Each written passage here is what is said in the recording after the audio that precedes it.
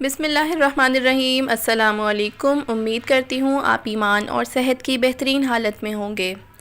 عذاب قبر قرآن کریم اور احادیث سے ثابت ہے، جس طرح دنیا میں آنے کے لیے ماں کا پیٹ پہلی منزل ہے اور اس کے حالات دنیا کی زندگی کے مختلف ہیں، بالکل ویسے ہی اس دنیا سے آخرت کی طرف منتقل ہونے کے اعتبار سے قبر کا مقام اور درجہ ہے۔ قبر آخرت کی منزلوں میں سے سب سے پہلی منزل ہے اور اس کے حالات کو ہم دنیا کی زندگی پر موازنہ یا قیاس نہیں کر سکتے۔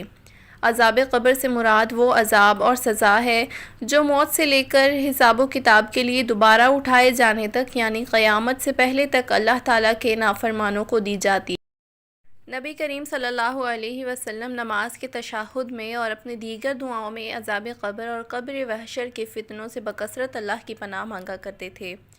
حضرت امام خالد بن خالد بیان کرتے ہیں کہ میں نے سنا نبی کریم صلی اللہ علیہ وسلم عذاب قبر سے پناہ طلب کر رہے تھے۔ بخاری شریف کی یہ حدیث ہے۔ حضرت عائشہ صدیقہ بیان کرتی ہیں کہ یہود کی بوڑھی عورتوں میں سے 2 بوڑھی عورتیں میرے پاس آئیں۔ وہ کہنے لگیں کہ قبر والوں کو ان کی قبروں میں عذاب دیا جاتا ہے۔ میں نے ان کی تکذیب کو اور ان کی تصدیق کرنے کو اچھا نہیں جانا۔ وہ چلی گئیں اور نبی صلی اللہ علیہ وسلم میرے پاس تشریف لائے۔ میں نے آپ سے عرض کیا اور ان 2 بوڑھی عورتوں کے آنے اور عذاب قبر کی خبر دینے کا تذکرہ کیا۔ آپ صلی اللہ علیہ وسلم نے فرمایا، ان دونوں نے سچ کہا، قبر والوں کو اتنا عذاب دیا جائے گا کہ اس کو تمام جانور سنیں گے۔ پھر میں نے دیکھا کہ آپ جب بھی نماز پڑھتی تو عذاب قبر سے پناہ طلب کرتے۔ تو ان احادیث سے یہ ثابت ہے کہ عذاب قبر برحق ہے، لیکن عذاب اس کو ملے گا جو اس کا مستحق ہوگا، یعنی اعمال کے حساب و کتاب کے بعد عذاب کا فیصلہ کیا جائے گا۔ لیکن آج ہم بات کریں گے کہ عورتوں پر قبر پر عذاب کیوں ہوگا۔ ان کا سب سے بڑا گناہ جو ان کو عذاب قبر میں مبتلا کر دے گا۔ ناظرین، حضرت علی رضی اللہ تعالی عنہ کی خدمت میں ایک شخص آ کے کہنے لگا، یا علی، قبر کا سب سے زیادہ ڈرا دینے والا منظر کون سا ہوگا؟ بس یہ کہنا تھا تو حضرت علی رضی اللہ تعالی عنہ نے فرمایا، قبر میں سب سے ہیبت ناک اور خوفناک منظر اس عورت کے لیے ہوگا جو اپنے شوہر کی نافرمانی کرتی ہے۔ یاد رکھنا، میں نے اللہ کے رسول صلی اللہ علیہ وسلم سے سنا کہ عورت کی جنت میں جانے کے لیے صرف ایک وجہ ہی کافی ہے کہ وہ اپنے شوہر کی فرما بردار ہو، اپنے مرد کے عیب دنیا کے سامنے ظاہر نہ کرے، ہر کام اپنے شوہر سے پوچھ کر کریں، اپنی خوبصورتی کی فکر صرف اس کے لیے کریں، اپنے شوہر کی توجہ کا مرکز ہو۔ اور عورت کے لیے دوزخ میں جانے کے لیے بھی ایک ہی وجہ کافی ہے کہ وہ اپنے مرد کی عزت نہ کرتی ہو، لوگوں کے سامنے اس کی تذلیل اور غیبت کرتی ہو، اپنے مرد کو بتائے بغیر اپنے فعل انجام دیتی ہو۔ اللہ گواہ ہے، عورت کی سب سے افضل نیکی یہی ہے کہ وہ اپنے گھر کو جنت بنائے، اپنے مرد کی چھوٹی چھوٹی غلطیوں کو درگزر کرے۔ باخدا عورت کا یہ عمل ہر عبادت اور ہر نیک عمل سے افضل ہے۔ یاد رکھیے، اس زمین پر عنقریب ایسا وقت آئے گا کہ جب دنیا کے مرد عورتوں کی مثل ہوں گے اور دنیا کی عورتیں مردوں کی مثل ہوں گی۔ اس وقت عورتیں نہ تو اپنے مردوں کی عزت کریں گی اور نہ ہی اپنی زندگی کے فیصلے اپنے مردوں سے پوچھنا چاہیں گی۔ ان کے بناؤ سنگھار کا مرکز غیر مرد کی توجہ ہوگی اور مرد اپنی عورتوں پر خرچ کرنے سے منہ موڑیں گے اور غیر عورتوں پر فخر سے خرچ کریں گے۔ اے شخص، جب یہ وقت آ پہنچے تو سمجھ جانا قیامت قریب آ پہنچی ہے۔ واضح رہے کہ شریعت میں بیوی پر شوہر کی فرما برداری کو واجب قرار دیا گیا ہے۔ بیوی کا شوہر کی نافرمانی کرنا، اس کو تکلیف پہنچانا، بچوں کو اس کے خلاف ورگلانا شرعاً ناجائز و حرام ہے۔ آپ صلی اللہ علیہ وسلم نے احادیث میں عورت پر اپنے شوہر کی اطاعت کو لازم قرار دیا ہے اور نافرمانی پر سخت وعید میں ارشاد فرمائے ہے۔ رسول اللہ صلی اللہ علیہ وسلم نے فرمایا، اگر میں کسی کو اللہ تعالیٰ کے علاوہ کسی اور کے سامنے سجدہ کرنے کا حکم کرتا تو بیوی کو خاوند کے سامنے سجدہ کرنے کا حکم کرتا۔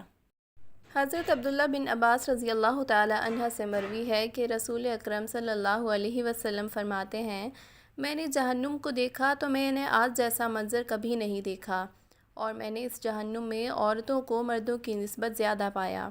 لوگوں نے پوچھا، اے اللہ کے رسول، وہ کیوں؟ تو آپ صلی اللہ علیہ وسلم نے بتایا کہ ان کے کفر کی وجہ سے۔ کہا گیا کہ وہ اللہ کا کفر کرتی ہیں؟ تو آپ صلی اللہ علیہ وسلم نے فرمایا، نہیں، وہ خاوند کی نافرمانی کرتی ہیں اور احسان فراموشی کرتی ہیں۔ اگر آپ ان میں سے کسی کے ساتھ زمانہ بھر احسان کریں، پھر وہ آپ میں سے کوئی ناگوار بات دیکھ لیں تو کہتی ہیں میں نے تجھ سے کبھی خیر نہیں دیکھی۔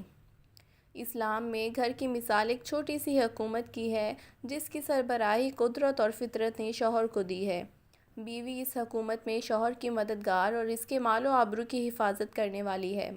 اگر کسی موقع پر بیوی کے رویے میں ایسا بگاڑ آ جائے کہ اس کی حکومت خاندانی کی ٹوٹ پھوٹ کا خطرہ پیدا ہو جائے تو شادی شدہ زندگی بچانے کے لیے قرآن پاک نے شوہر کے لیے چند ایسے طریقے بتائے ہیں جس سے آسانی سے مسئلہ حل ہو سکے۔ چنانچہ اس سلسلے میں قرآن مجید کا ارشاد ہے، مرد عورتوں پر محافظ ہیں اس لیے کہ اللہ نے ان میں سے بعض کو بعض پر فضیلت دی ہے اور اس وجہ سے بھی کہ مرد ان پر اپنے مال خرچ کرتے ہیں۔ بس نیک بیویاں اطاعت گزار ہوتی ہیں، شوہروں کی عدم موجودگی میں اللہ کی حفاظت کے ساتھ اپنی عزت کی حفاظت کرنے والی ہوتی ہیں۔ اور تمہیں جن عورتوں کی نافرمانی کا خطرہ ہو تو انہیں نصیحت کیا کرو اور پیار سے سمجھایا جائے، اور اگر نہ سمجھے تو انہیں اپنے بستر سے الگ کر دو، اور پھر بھی نہ سدھریں تو ان سے عارضی طور پر الگ ہو جاؤ۔ پھر بھی اگر وہ رضائے الہی کے لیے تمہارے ساتھ راضی نہ ہونے لگیں تو ان کے خلاف کوئی راستہ تلاش نہ کرو، بے شک اللہ سب سے بلند اور سب سے بڑا ہے۔ اس آیت مبارکہ میں بیوی کی نافرمانی عملی طور پر ہونے یا اس کا خطرہ ہونے کے لحاظ سے شوہر کو کہا گیا ہے کہ پہلے تو بیوی کو سمجھائے، اگر سمجھانے سے بھی وہ نہ مانتی ہو تو دوسرا طریقہ اختیار کرتے ہوئے اس کا بستر الگ کر دے اور اس سے ازدواجی تعلق روک دے۔ اگر ان دونوں طریقوں سے بھی وہ نہ مانے تو اس سے علیحدگی اختیار کر لی جائے تاکہ اسے اپنی غلطی کا احساس ہو۔ یہ اس کی آخری اور حتمی سزا ہے۔ حضرت نوح علیہ السلام کی نافرمان بیوی کا کیا انجام ہوا؟ اللہ پاک نے قرآن میں ارشاد فرمایا، اللہ نے ان لوگوں کے لیے جنہوں نے کفر کیا ہے نوح علیہ السلام کی عورت وائلہ اور لوط علیہ السلام کی عورت واحلہ کی مثال بیان فرمائی ہے۔ وہ دونوں ہمارے بندوں میں سے دو صالح بندوں کے نکاح میں تھیں، سو دونوں نے ان سے خیانت کی، پس وہ اللہ کے عذاب کے سامنے ان کے کچھ کام نہ آئے اور ان سے کہہ دیا گیا کہ تم دونوں عورتیں دوزخ میں داخل ہونے والوں کے ساتھ دوزخ میں داخل ہو جاؤ۔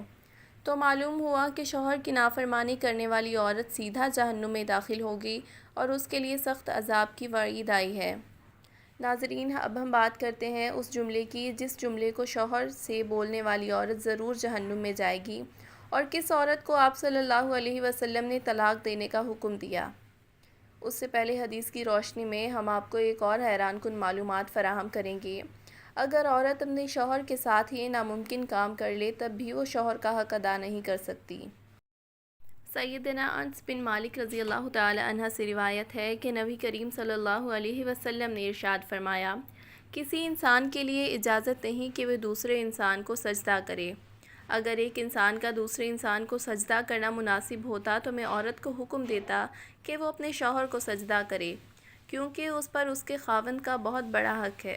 نبی کریم صلی اللہ علیہ وسلم نے ارشاد فرمایا کہ اگر شوہر کا جسم سر سے لے کر پاؤں تک زخموں سے بھر جائے اور بیوی اسے اپنی زبان سے صاف کرے تو بھی وہ اپنے شوہر کا حق ادا نہیں کر سکے گی۔ حضرت عبداللہ بن عباس رضی اللہ تعالی عنہ بیان کرتے ہیں کہ ایک مرتبہ سورج کو گرہن لگ گیا۔ رسول اللہ صلی اللہ علیہ وسلم نے نماز پڑھی جبکہ لوگ بھی آپ کے ساتھ نماز میں شامل تھے۔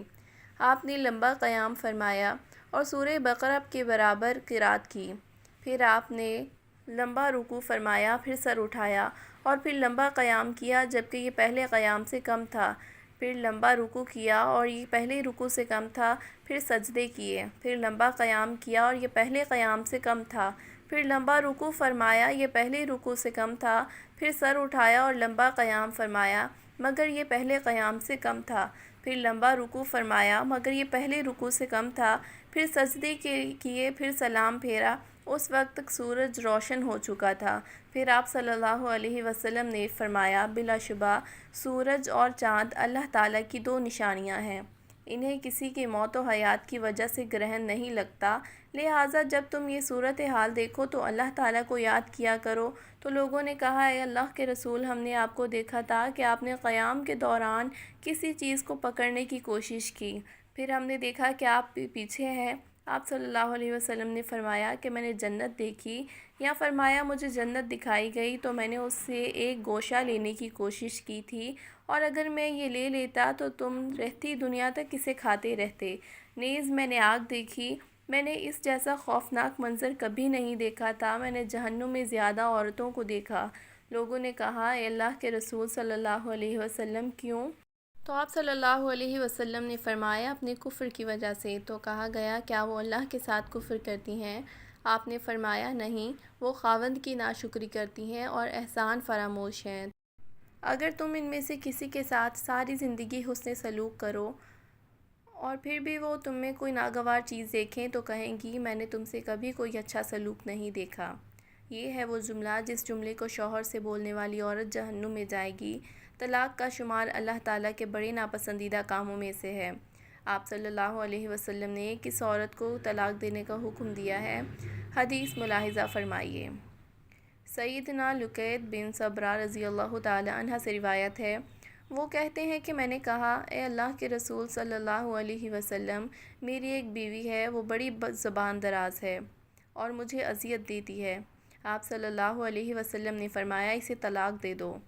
اس نے کہا، میرا اس کے ساتھ پرانا ساتھ ہے اور اس سے میری اولاد بھی ہے۔